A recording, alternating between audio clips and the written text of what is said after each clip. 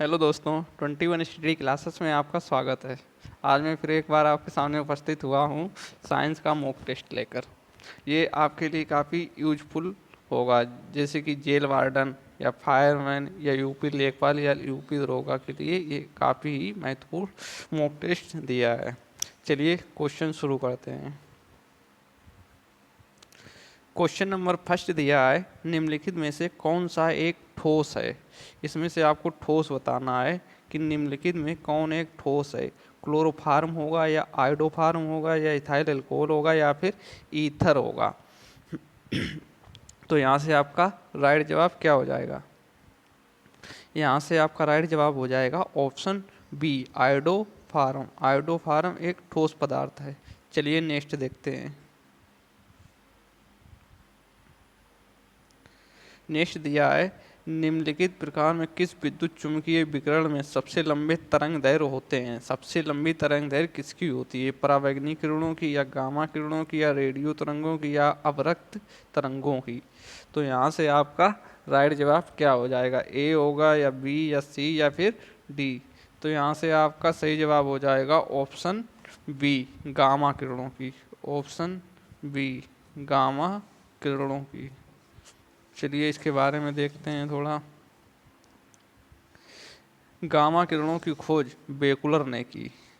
ये लंबे तरंग दैर्घ्य, उच्च वेदन क्षमता के कारण इनका उपयोग नाभिकीय क्रियाओं में होता है।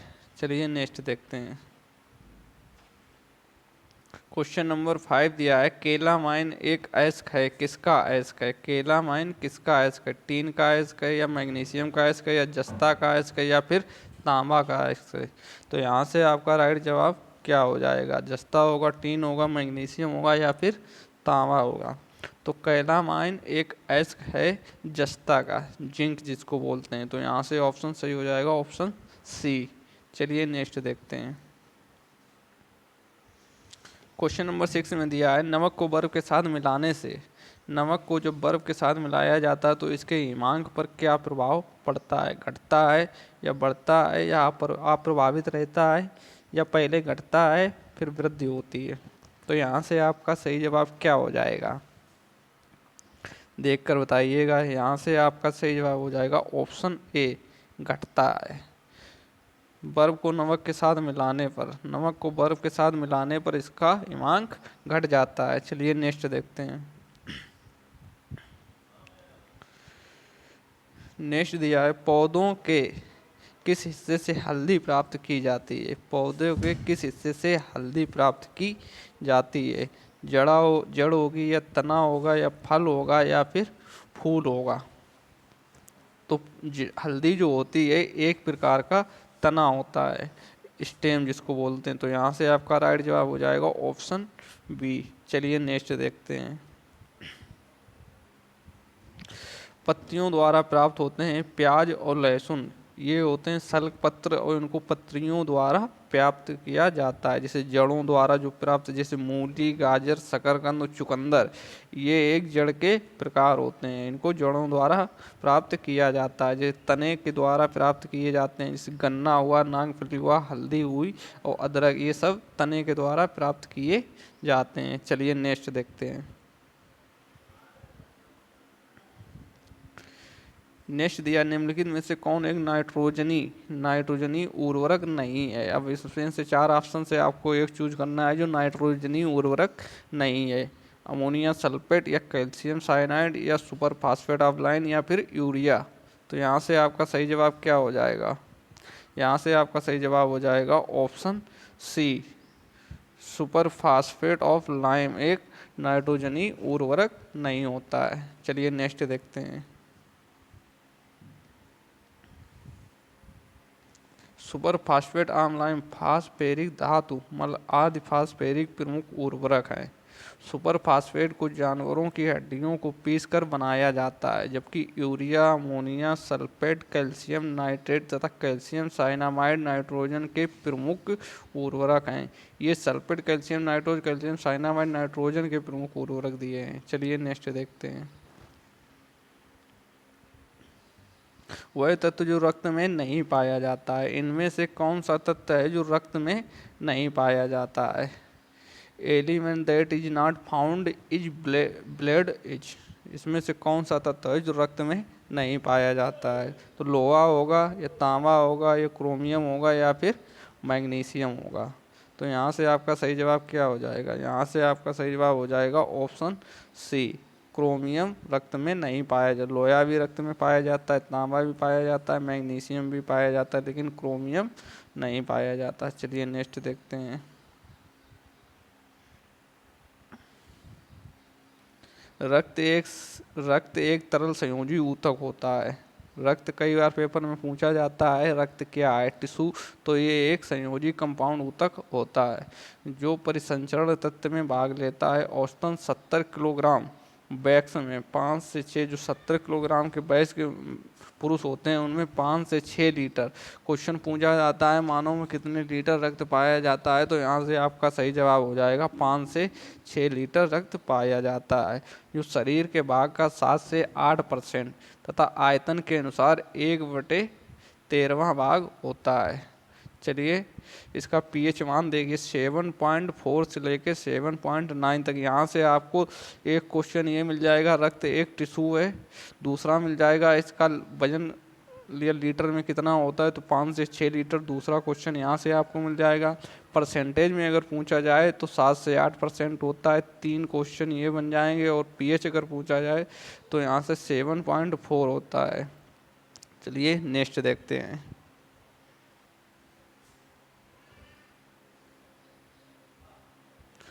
क्वेश्चन दिया है एक पेड़ की उम्र का पता कैसे लगाया जाता है? एक पेड़ की उम्र का पता लगाने के लिए कौन सी विधि का प्रयोग किया जाता है? तो उसके वजन से, उसकी ऊंचाई से, या फिर वर्तमान में अपनी वार्षिक छल्ले से, या कितनी गहराई तक जड़ों के प्रवेश से। तो यहाँ से आपका सही जवाब क्या हो जाएगा? यहाँ से आपका सही जवाब हो जाएगा ऑप्शन सी, वर्तमान में अपनी वार्षिक छल्लों से उसकी आयु का पता लगाया जाता है। चलिए नेक्स्ट देखते हैं।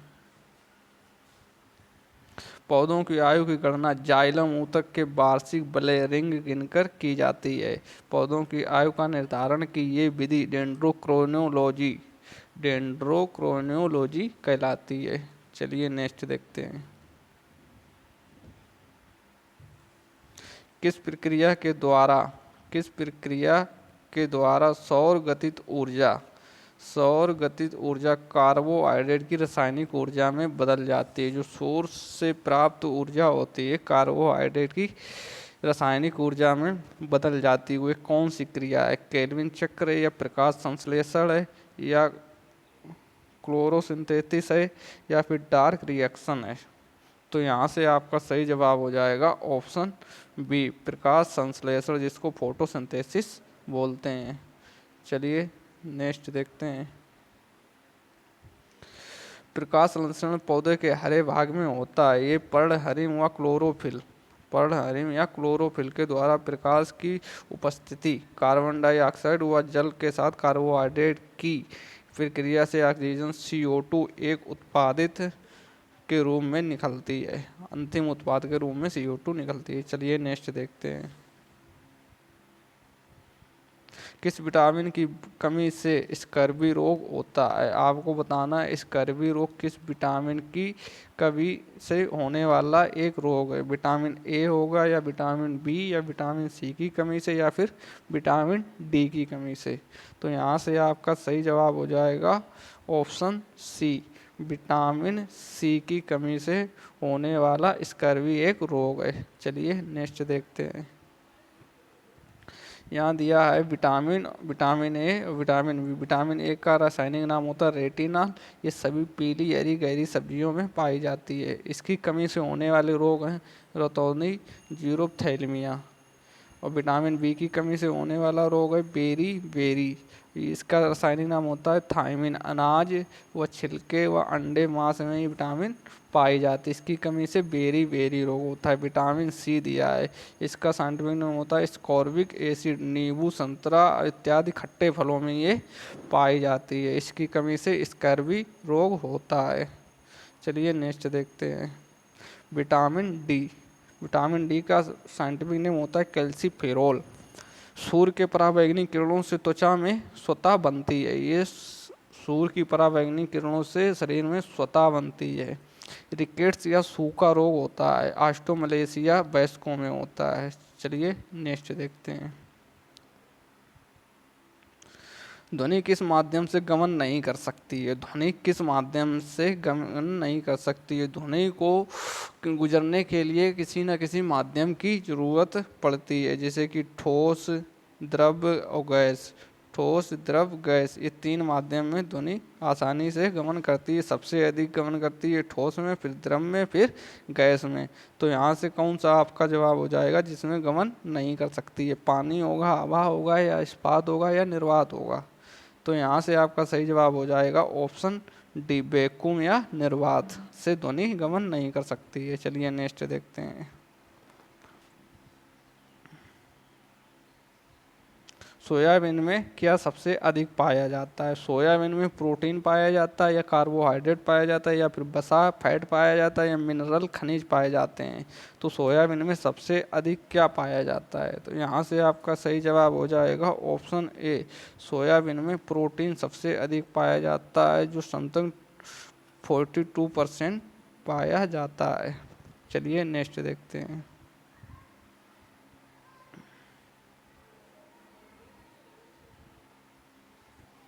घरेलू तौर पर पानी को मृदु बनाने के लिए वॉशिंग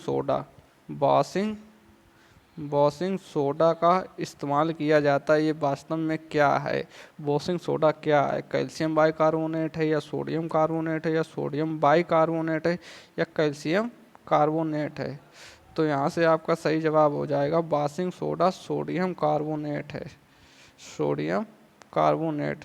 और अगर पूछा जाए सोडियम बाइकार्बोनेट तो ये हो जाएगा खाने का सोडा, खाने का सोडा। चलिए नेक्स्ट देखते हैं।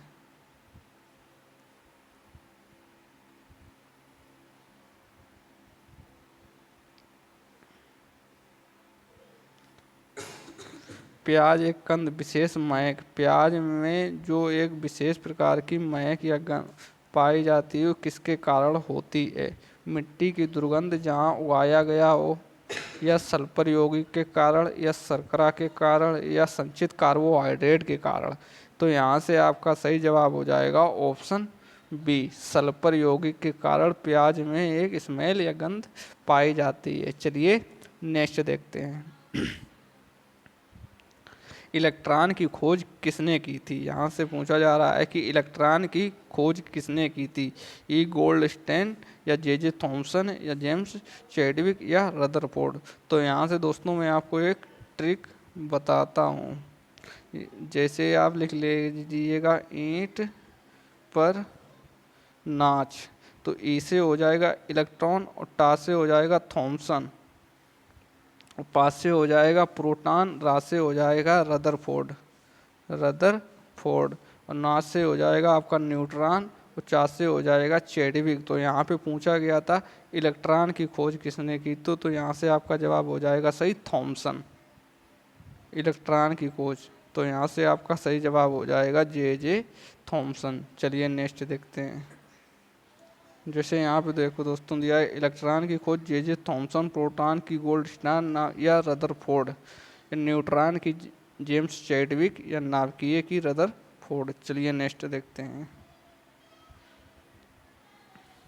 चालक के माध्यम से प्रवाहित एक धारा होती है, चालक के माध्यम से जो धारा प्रवाहित होती है उसे क्या कहते हैं? विभवांतर के प्रत्यक्ष अनुपातित होती है, या प्रतिरोध के प्रत्यक्ष अनुपातित होती है, या फिर वोल्टता के प्रत्यक्ष व्युत्क्रम अनुपाती होती है, या इनमें से कोई नहीं? तो यहाँ से आपका सही जवाब क्या हो जाएगा? यहाँ से आपका सही जवाब हो जाएगा ऑप्शन ए, विभवांतर के प्रत्यक्षता अनुपातित होती है। तो यहाँ से आपका ऑप्शन ए सही हो जाएगा। चलिए नेक्स्ट देखते हैं। नारंगी प्रचुर स्रोत है, नारंगी में प्रचुर मात्रा में क्या पाया जाता है? कार्बोहाइड्रेट पाया जाता है, वसा या फैट पाया जाता है, प्रोटीन पाया जाता है, विटामिन पाया जाता है? तो नौरंगी में आपको बताना है प्रचुर मात्रा में क्या पाया जाता है। तो यहाँ से आपका सही जवाब हो जाएगा ऑप्शन डी, नारंगी में प्रचुर मात्रा में विटामिन पाया जाता है, वो भी विटामिन सी। चलिए नेक्स्ट देखते हैं। नेक्स्ट दिया है, निम्नलिखित में से कौन सी बीमारी प्रायः दूध द्वारा फैलती है। अब दुग्ध द्वारा मतलब दूध या मिल्क द्वारा फैलने वाली बीमारी है, कौन सी बीमारी है। ट्यूबरकुलोसिस 6 है, या डिप्थीरिया है, या जॉन्डिस पीलिया है, कॉलरा है। तो यहाँ से आपका सही जवाब हो जाएगा ऑप्शन ए, ट्यूबरकुलोसिस 6 रोग दूध द्वारा फैलने वाली प्रमुख बीमारी है। चलिए दुग्ध द्वारा फैलने वाली और बीमारियां देखते हैं। क्षय रोग, लाल बुखार, मियादी बुखार जिसको हम लोग बोलते हैं स्कारलेट फीवर, या टाइफाइड प्रायः दूध द्वारा फैलने वाली बीमारी हैं। चलिए नेक्स्ट देखते हैं। विटामिन बी टू का रासायनिक नाम क्या है। विटामिन बी टू का रासायनिक नाम थायमिन होगा, या रेटिनॉल होगा, या स्कॉर्बिक होगा। थायमिन बी1 का होता है, रेटिनॉल विटामिन ए का होता है, स्कॉर्बिक एसिड विटामिन सी का होता है, राइबोफ्लेविन विटामिन बी2 का होता है। तो यहाँ से आपका सही जवाब हो जाएगा राइबोफ्लेविन। चलिए नेक्स्ट देखते हैं।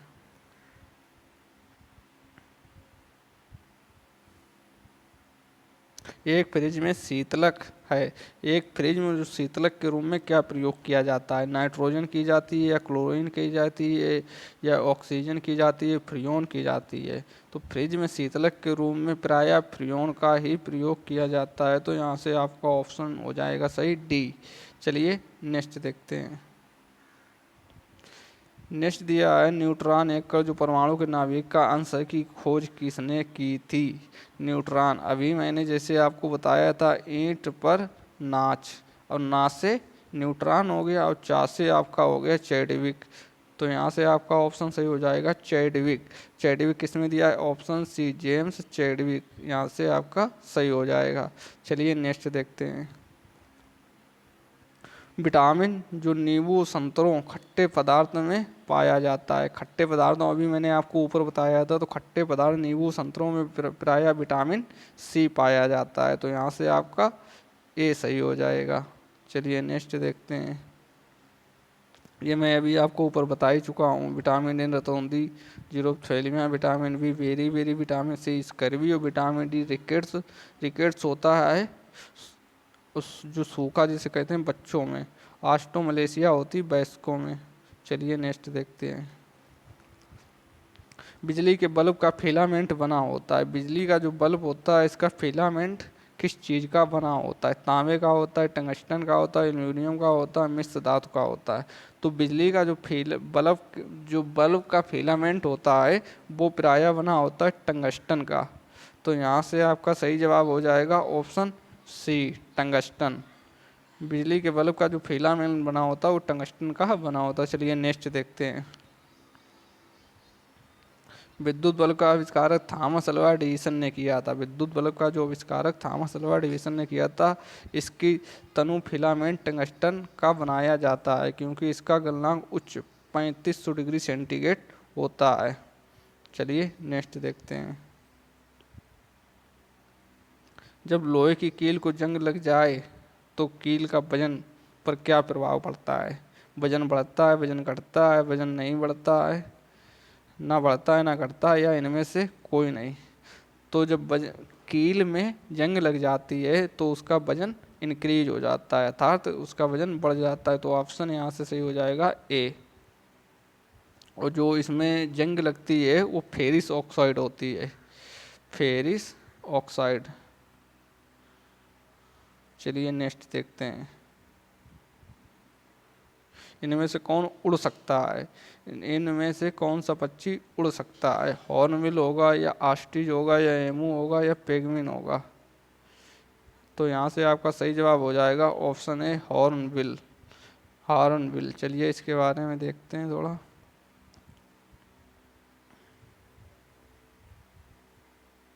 कहाँ गया।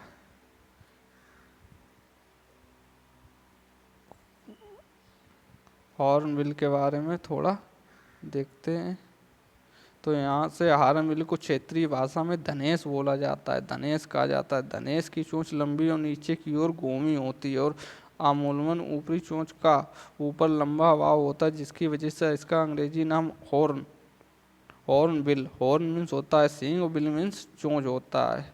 मतलब जो चोंच होती है सींग की नुमा लंबी, ये उड़ने में समर्थ होता है। चलिए नेक्स्ट देखते हैं। तो दोस्तों यहाँ से हमारी श्रृंखला ये समाप्त हुई। इसमें लगभग 25 क्वेश्चन दिए हैं और आपको देखना है इसमें से आप कितने क्वेश्चन सही कर पाते हैं। अपना स्कोर कार्ड जरूर शेयर करें। अगर वीडियो अच्छा लगे तो लाइक शेयर एंड सब्सक्राइब ज़रूर करें।